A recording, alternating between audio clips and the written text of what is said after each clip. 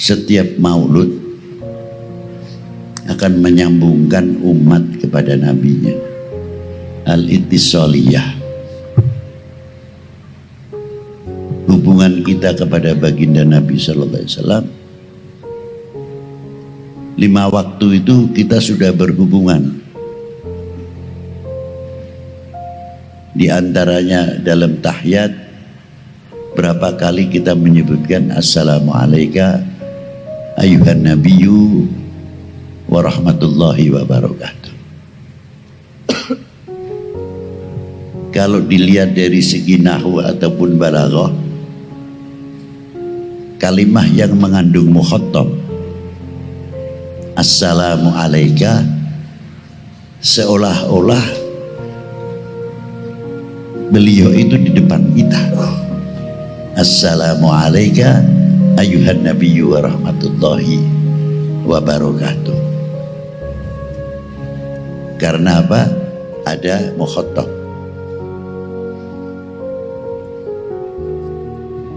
Lain daripada itu, kita diperintah untuk membaca sholawat. Berhubungan lagi tali silaturahmi kita kepada baginda Nabi sallallahu alaihi wasallam. Dan di dalam kubur Nabi sallallahu alaihi wasallam, di situ ada penjaga yang khusus malaikat menerima salamnya umatnya baginda Nabi sallallahu alaihi wasallam. Dan cara menyampaikannya hebat. Bukan individu yang membaca selawat saja, bahkan disebutkan sholata fulan bin fulan ya Rasulullah. Bapaknya ikut tersanjung.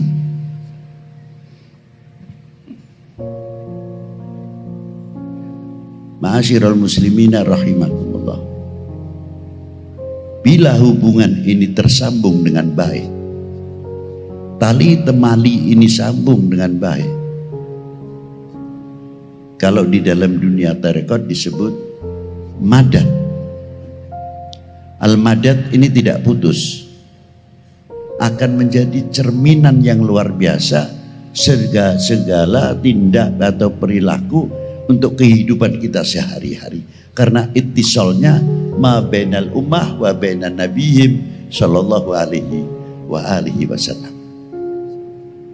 Kalau di dalam tarekat disebut satu lagi rabithah. Rabithah itu bukan mendewakan guru. Kalau zikir Allah Allah Allah atau la ilaha illallah seolah-olah guru kita di depan, bukan itu maksudnya. Guru rabithah itu adalah yang menuntun kita kenal kepada Allah, yang menuntun kita dekat kepada Allah dengan melalui ar-rabithah itu tadi maksudnya. Sehingga kita lebih jauh. Kalau kita mengenal rabithah akan membayangkan nasihatnya, cara membaca kitabnya, adab ketika membaca kitabnya, dan sebagainya. Kita akan rabithah ke sana.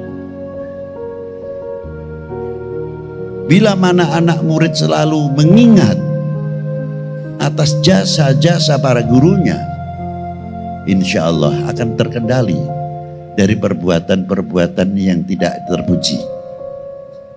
Karena apa? Min barakatil rabithah. Itu baru tingkat guru. Bagaimana ketika kita kepada baginda Nabi sallallahu alaihi wasallam.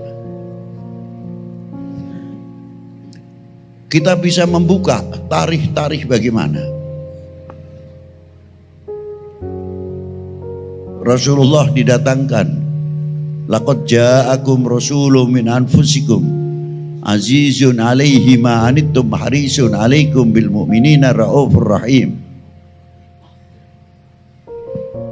Ayat sambungannya tugasnya lagi. Arsalahullahu ila kafatil khalqi jinnan wa insa basyiran wa mubasyiran wa nadhira bil huda wa dinil haqi ila akhiril ayat. Satu lagi, Bu'ithu liutamima makarimal akhlak. Menyambung. Intinya dari mana sumbernya itu? Dari laqad ja'akum rasulun min anfusikum azizun, di sini hebatnya. Nek cara Jawa itu lebih luas. Sebab sesuai nahumnya, teman-teman yakti nekaaken ingsun kum marang sliramu, laqad ja'akum rasulun, utusan. Ini di Indonesia ki rada repot ya. Yakti teman-teman iki opo ya? Terkecuali anak pesantren ya sudah tahu. Ada taukidnya, ada apa di sini. Utusan rasulun min anfusikum, menawi kalau Ibnu Abbas membacanya ditafdilkan anfasikum. Jadi manusia Rasulullah bukan manusia biasa, tapi manusia yang sangat luar biasa. Min anfasikum. Sifatnya yang mensifati yang menciptakan. Azizun, orang yang sangat peduli. Orang yang sangat tanggap. Buahnya dari orang yang sangat peduli, sangat tanggap, melahirkan apa? Bu'ithu liutamima makarimal akhlak. Orang yang sangat tanggap. Azizun alaihi ma anittum harisun alaikum bil mu'minina raufur rahim. Buahnya akan melahirkan bil mu'minina raufur rahim. Itu baru satu ayat. Kita ambil. Dibuktikan oleh apa pedulinya Rasulullah? Kalau kita bisa meniru apa yang ada di dalam surat atau ayat-ayat yang menerangkan kebesaran baginda Nabi Shallallahu Alaihi Wasallam, kita mewarisi sedikit bagaimana kita memandang al-mu'minin bil mu'minina raufur rahim, dengan bekal azizun alaihi ma'anitum harisun alaikum. Tumbuhkan hati kasih sayang yang luar biasa, melihat melihat orang mukmin dengan kacamata apa? Ruhama. Melihat dengan mukmin dengan kacamata apa? Lutofa. Penuh kasih sayang. Tidak ada dunia ini rame. Tidak ada dunia ini perpecahan. Karena apa? Kasih sayang yang didahulukan. Persaudaraan yang didahulukan oleh Rasulullah Sallallahu Alaihi Wasallam, terayomi, terangkul dan sebagainya.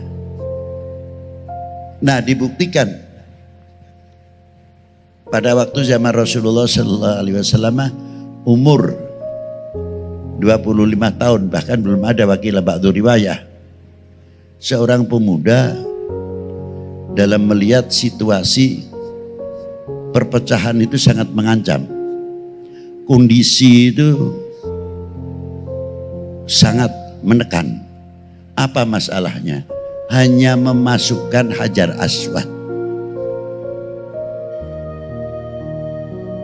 Berebut antar gobail-gobail. Dunia Arab pada waktu itu fanatik terhadap gobailnya. Jangan tanya, sukuismenya kuat sekali. Bahkan sampai ke perkawinan antar gobail ini dianggap rendah, lalu dipinang oleh gobail yang lebih rendah lagi, atau gobail ini tinggi. Bisa terjadi pertempuran, peperangan karena muta'assibin, kefanatikan yang hidup pada waktu itu. Nah, gobail-gobail yang ternama pada waktu itu merasa paling terhormat, harus dia yang memasukkan Hajar Aswad. Yang satu lagi tidak terima, harus saya, karena saya bani ini, bani ini, bani ini, dan lain sebagainya. Jadi jangan kaget, dari dulu sudah ada begitu itu. Akhirnya sepakat, untung-untung pada waktu itu ketua Gobail setuju. Sepakat bahwa barang siapa waktu subuh yang masuk pertama di komplek masjid di Masjid Ka'bah dan seorang pemuda dan tidak pernah bohong. Ternyata yang masuk pagi hari baginda Nabi SAW. Dari situlah digelar Al-Amin, yang terpercaya, orang yang jujur, orang yang amanah.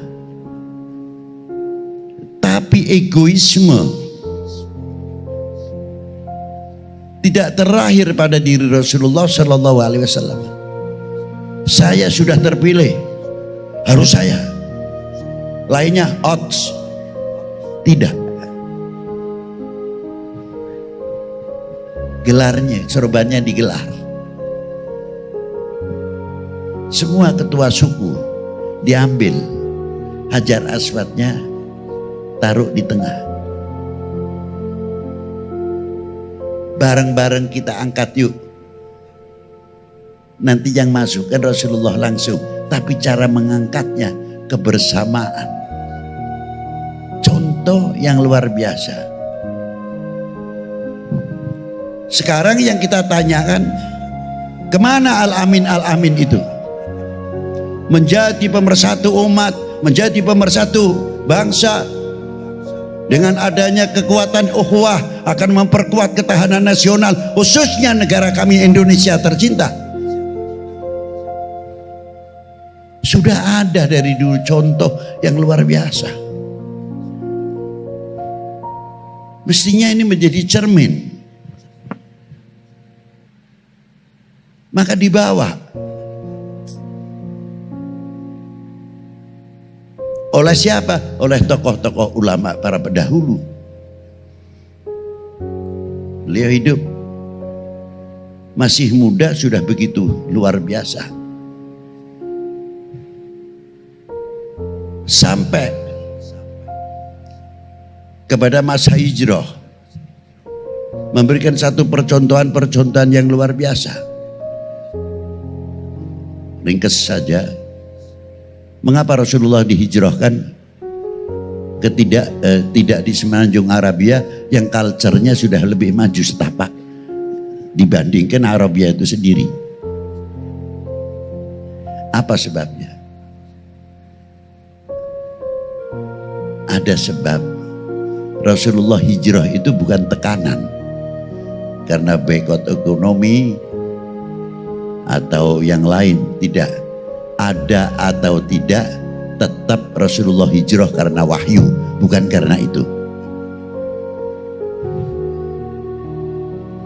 Tidak ada hijrah itu unsur keterpaksaan, langsung minallah yang menghendaki. Tinggal kita mau menganalis mengapa di Yathrib bukan di Semenanjung Arabia. Ternyata Yathrib sudah menghubungkan ke timur jauh 3000 tahun yang lalu sebelum Masehi. Wakilah pendapat 500 tahun sebelum Masehi, hubungan Madinah, Yathrib sekarang Madinah namanya, itu ekonomi sudah bagus hubungannya ke timur jauh.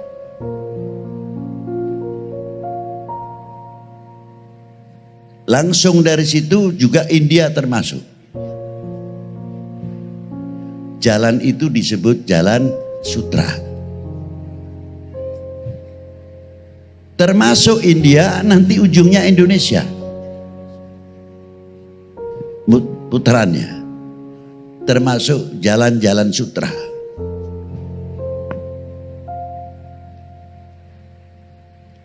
Begitu berhubungan jalan dibuka, Rasulullah hijrah, takbirnya istimewa. Bangun sarana ibadah, bangun sarana ekonomi. Kalau sekarang mungkin maaf, jangan tersinggung. Allahu Akbar, bangun fakultas perguruan tinggi. Allahu Akbar, bangun supermarket. Allahu Akbar, bangun fakultas kedokteran. Allahu Akbar, bangun sumber-sumber ekonomi, sumber-sumber pertanian.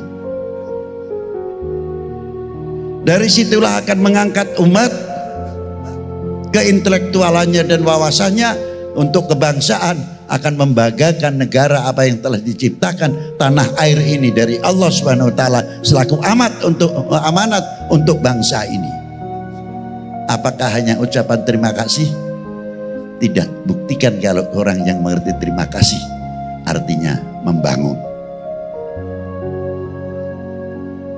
Insya Allah kalau kita bisa meniru, ya Allah, ekonomi kita maju, pertanian kita maju. Nah, itulah diantaranya ringkasnya. Tidak salah apabila para aulia wali 9 kakek moyangnya melalui daerah-daerah Jalan Sutra itu tadi. Bagaimana caranya para beliau-beliau? Masuk melalui India. Bukan Islam dari India. Islam datang ke Indonesia melalui India. Dibangun oleh para aulia pendahulu. Ekonominya, bagaimana membuat adaptasinya. Bekal ini dibawa benar oleh para beliau. Masuk ke Indonesia. Membangun sarana-sarana ekonomi dan pertanian. Padahal pada waktu itu pemerintahannya belum muslim. Masih Brawijaya, yang satu Pejajaran dan lain sebagainya. Tapi di antara wali-wali itu ada yang diangkat menteri ekonomi oleh Brawijaya dan menteri pertanian. Siapa? Al-Malik Ibrahim. Yang ngangkat lain agama, yang diangkat beda agama. Malik Ibrahim, yang satu Ibrahim Asmorokondi. Beliau menteri keuangan. Income yang masuk luar biasa. Mampu pada waktu itu membangun. Walaupun tidak mulus, artinya tidak lama muncullah Portugis dan lain sebagainya. Setelah bubar Portugis, Belanda masuklah. Tapi bagaimana para beliau cara perjuangannya? Saya pernah sering saya bacakan di dalam pengajian di mana saja. Saya itu kagum sama guru saya, Sayyidi Syekh Muhammad Abdul Malik. Kalau mau makan itu rapi orangnya. Dia seorang waliullah luar biasa.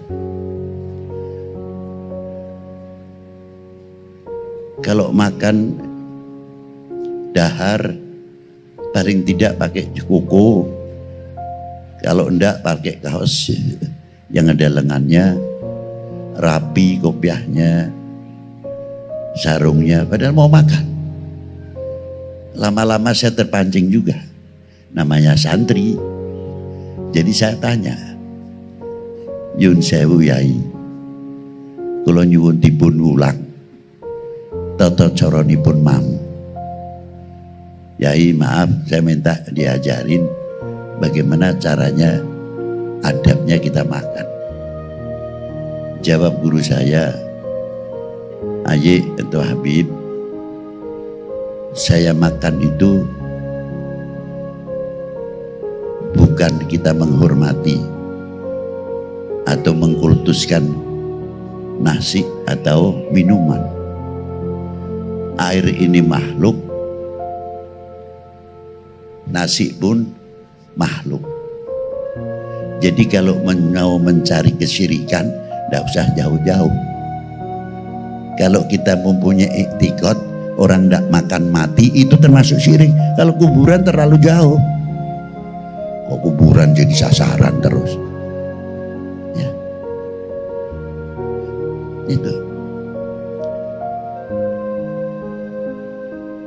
Itu satu contoh.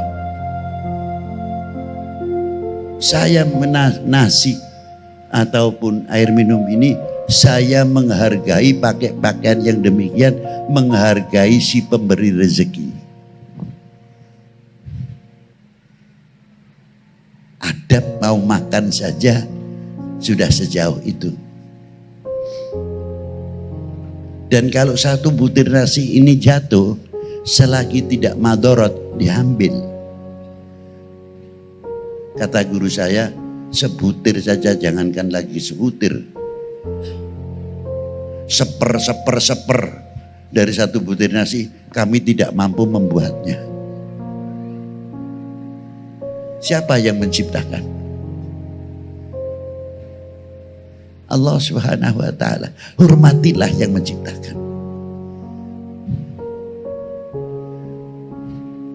Ya pantas makanya manfaat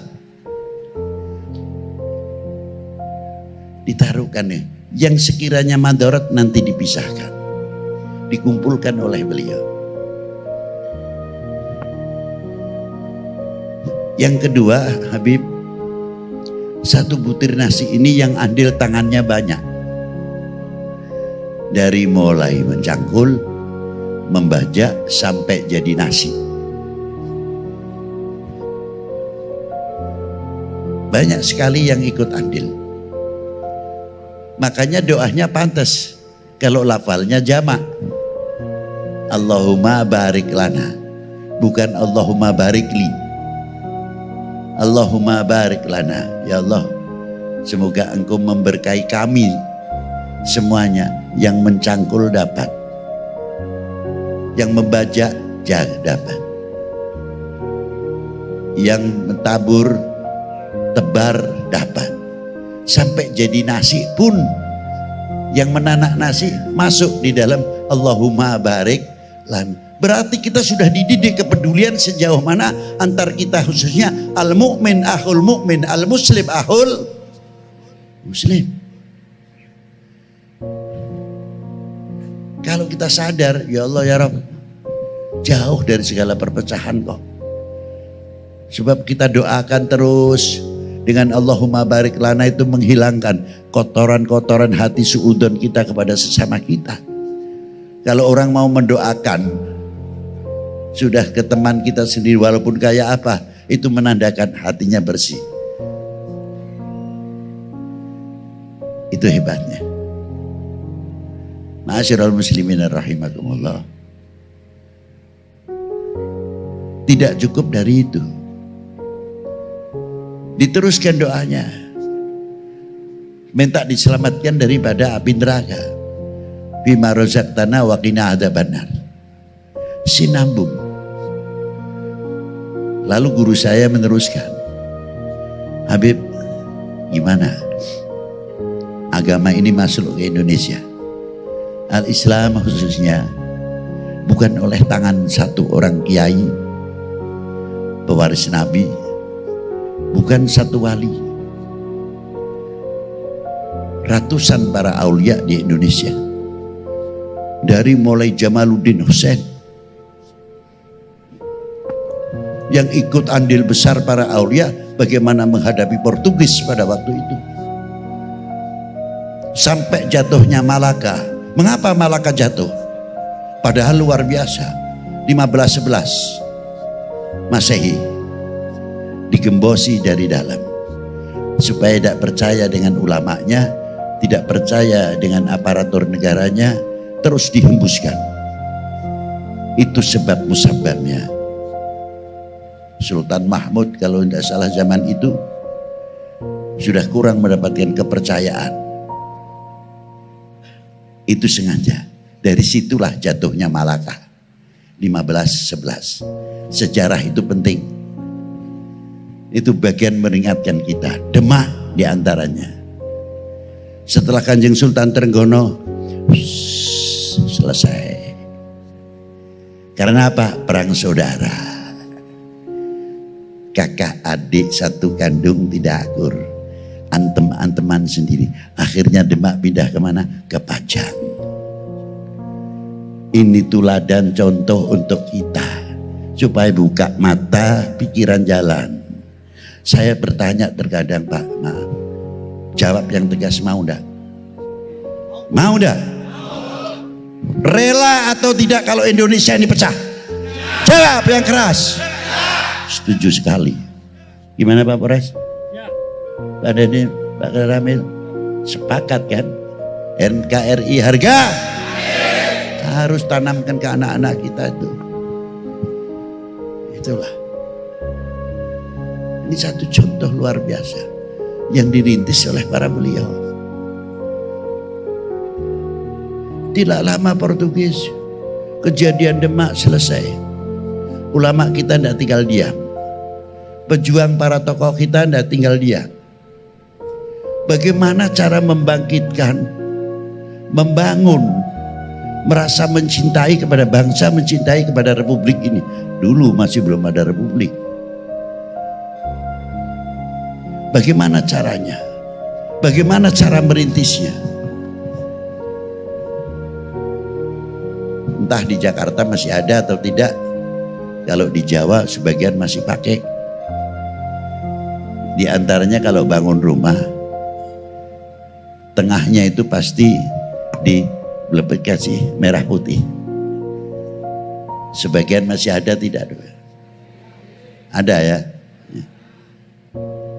Kasih janur, tiwu atau tebu, pisang, kelapa, padi, dan lain sebagainya. Nanti ketika mengangkat, merah putihnya mau dipasang, pakainya panggang ayam, baca doa. Itu casing.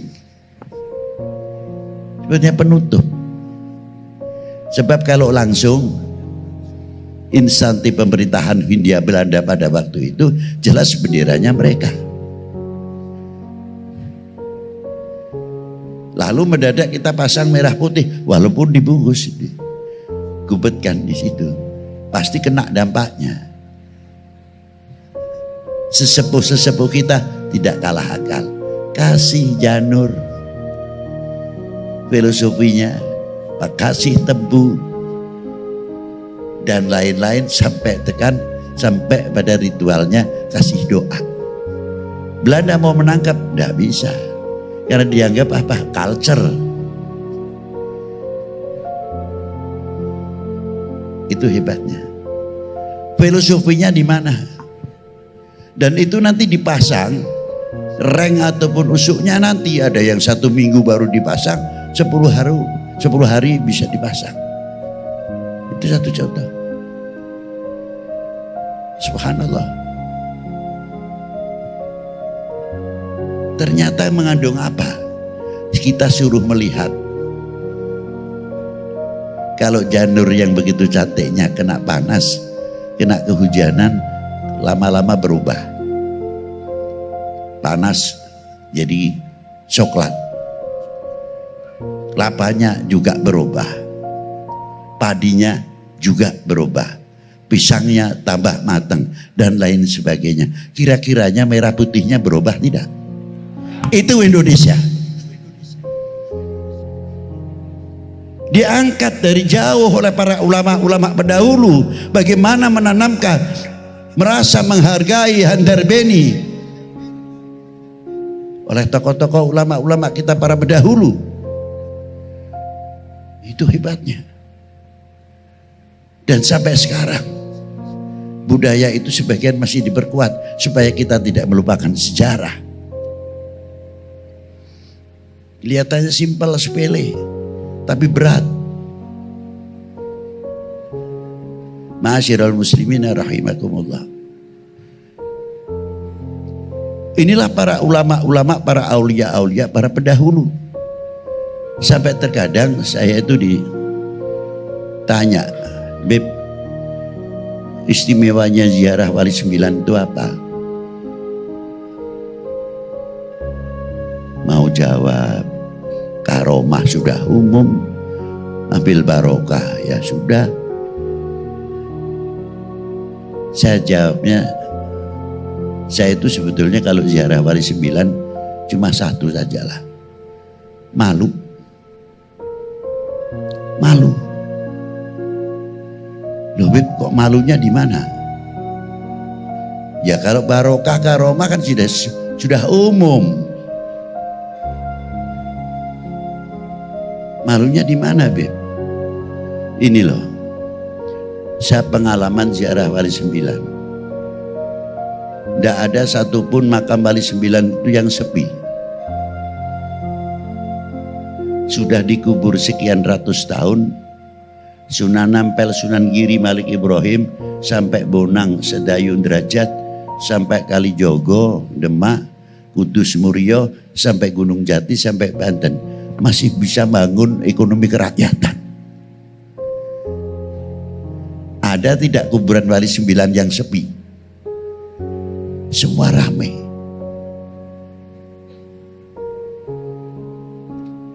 Empat 400 tahun yang lalu loh, masih segar. Orang dagangan kopiah putih, tasbih, busana muslim, makanan sebagian makanan Timur Tengah kayak di Ampel. Orang mati masih sempat membangun ekonomi kerakyatan, masih mampu memberi makan orang yang hidup. Lalu kita bisa apa? Lalu kita apa? Kontribusi kita itu apa? Untuk Al-Islam. Kontribusi kita untuk Al-Islam apa? Kontribusi kita untuk bangsa ini apa? Coba kita tanya. Jangan tanya kepada orang lain, tanya kepada diri sendiri. Itu diantaranya yang saya kagum. Karena ini semua bagian daripada orang yang mengamalkan bagaimana azizun alaihi ma'anittum harisun alaikum bil mu'minina ra'uf. Itu hebatnya. Apalagi di Maulana Syarif Hidayatullah, separuh muslim untuk ziarah, yang separuh non muslim. Yang non muslim macam-macam pahamnya dan keyakinan serta kepercayaannya, dari menyan yang paling kecil sampai besar, lilin yang pendek sampai yang panjang. Tidak ada keributan, sesuai. Yang satu punya kita muslim, yang zikirnya ngebut, yang zikirnya berat, yang zikirnya lembut, komplit. Dari suara yang paling berat, la ilaha illallah, la ilaha illallah. Udah lagi sampai melengking. Ada yang ngebut lagi, la ilaha illallah, la ilaha illallah. Padahal kalau kita dengarkan itu, apa iki hurufnya kok? Bingungi kita dengar itu. Yang satu lagi, la ilaha illallah, la ilaha illallah, la ilaha illallah. Kayak lari maraton aja. Yang satu lagi, Allahu Allah, Allahu Allah. Yang sana kelompok lagi, ya Latif, ya Latif, ya Latif, ya Latif. Anehnya aja ada yang bertikai. Yang tahlil-tahlil, yang selawat-selawat. Tidak ada yang saling menuding. Ente rombongan ente dikir seenaknya. Biasa saja kalau dikir pakai la ilaha illallah, la ilaha illallah. Dada saya sesak nih. Biasa aja, biasa. Aduh. Ini yang sedang ribut sendiri, belakang ngebut. Illallah, la ilaha illallah, la ilaha illallah. Ini lagi ngebut, udah karuan. Loh kalau gak ngebut gak dapat banyak bang. Dada, damai isinya.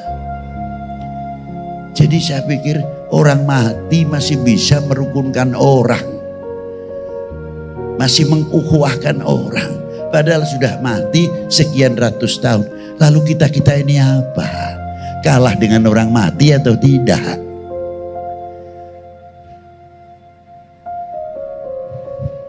Tidak usah jauh-jauh, luar Batang. Subhanallah. Nampak sekali karomahnya bagaimana luar Batang. Belum kita ke Maulana Hasanuddin Al-Bantani. Maka dari itu ma'asyiral muslimin rahimakumullah, saya ingat tadi guru kita Mbah Kiai Muhammad Abdul Malik. Setelah saya pelajari, saya diingatkan dari satu ayat. Ini ayat kunci. Kalau ingin kenal sama Rasulullah lebih jauh, qul in kuntum tuhibbunallaha fattabi'uni yuhibbukumullah. Ini Rasulullah diperintah oleh Allah Ta'ala, fattabi'uni, langsung, tidak menggunakan lafzul jama'. Ikuti saya, tegas. Mau paham dalamnya Al-Quran, ikut baginda Nabi. Mau cara dakwah yang membawa rahmatan lil alamin, ikut yang diperintah oleh Allah. Fattabi'uni, ikuti saya. Luas sekali. Mau memahami Al-Quran lebih jauh, tidak bisa tanpa melalui pintu baginda Nabi Sallallahu Alaihi Wasallam. Dengan ayat ini, satu sahabat bertanya, mata aku na mu'minan shodiqon ya Rasulullah.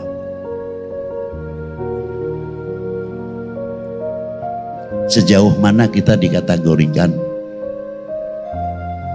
bahwa kami imannya yang benar-benar? Dijawab oleh Rasulullah, idza ahbabtallah, selagi kalian mencintai Allah. Yang kedua, ya Rasulullah, mencintai utusannya. Baru mengikuti sunnahnya, baru mengikuti tarekatnya. Sekarang namanya mahabbah. Mahabbah sebagian kepada para ulama melentur. Mahabbah kepada para habaib melentur. Mahabbah kepada para aulia melentur. Mahabbah kepada guru-guru kita mulai menurun, walaupun tidak semuanya. Mahabbah kepada bangsa kita mulai melentur. Mahabbah kepada cintai kepada tanah air kita sama.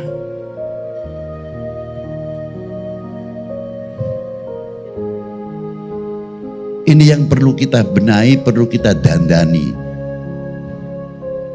kita perbaiki supaya bangkit kembali. Mahabbah itu sumber luar biasa. Orang itu kalau mahabbahnya kuat, mulutnya akan terjaga, telinganya akan terjaga, matanya akan terjaga. Tidak mungkin akan membuka aibnya orang yang dicintai. Itu ciri khas.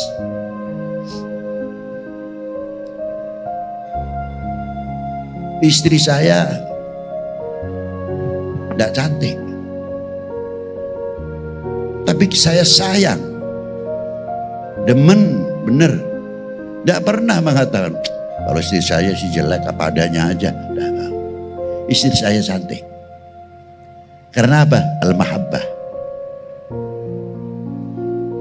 Tapi secantik apapun, kalau sudah hilang mahabbahnya, pasti yang akan dibuka aibnya. Itu intinya mahabbah di situ. Kita diberi oleh Allah Subhanahu wa taala kemakmuran apa yang ada kepada intelektualnya dunia Islam dan bangsa ini. Kesuburan apa yang ada dalam bangsa ini. Tapi kalau kita sudah melentur, ya paling asik merendahkan nama bangsa kita sendiri. sayang Indonesia, sayang Indonesia. Lebih bangga membanggakan orang lain. Mestinya kita harus menutupi segala kekurangan-kekurangan apa yang ada pada diri kita, sehingga tidak ternganga dijadikan kesempatan orang yang tidak suka, khususnya kepada Indonesia, siapapun.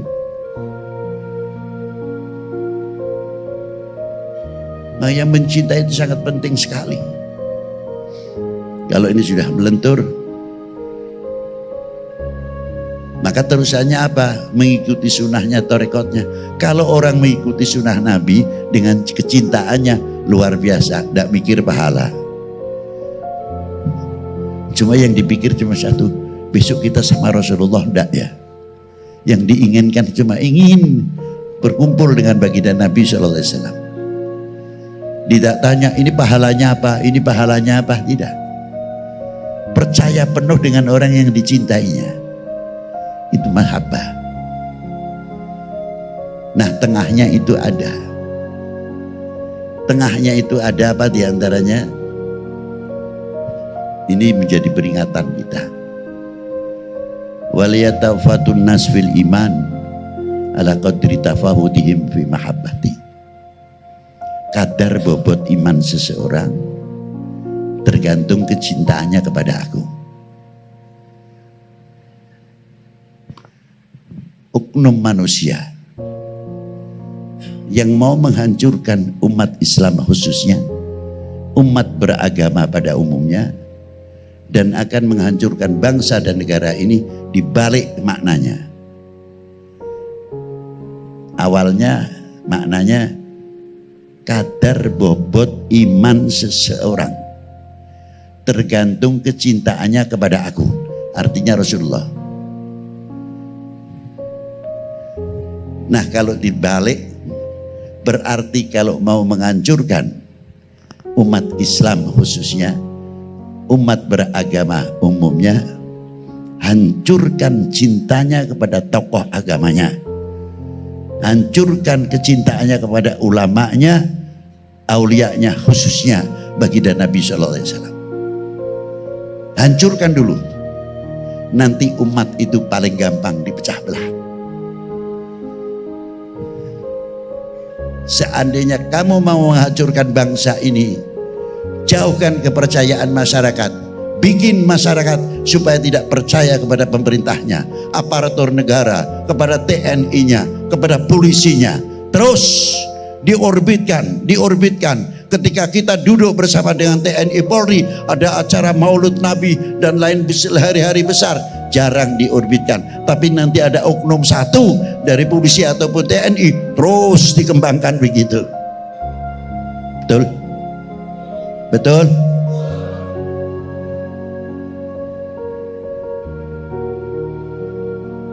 Kalau pertahanan kita sudah digoyahkan, lalu kita mau jadi apa?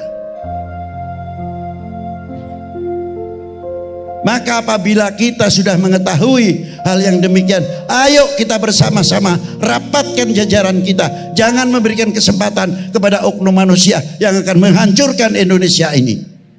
Setuju? Setuju? Buktikan kalau kita setuju. Ayo kita galang.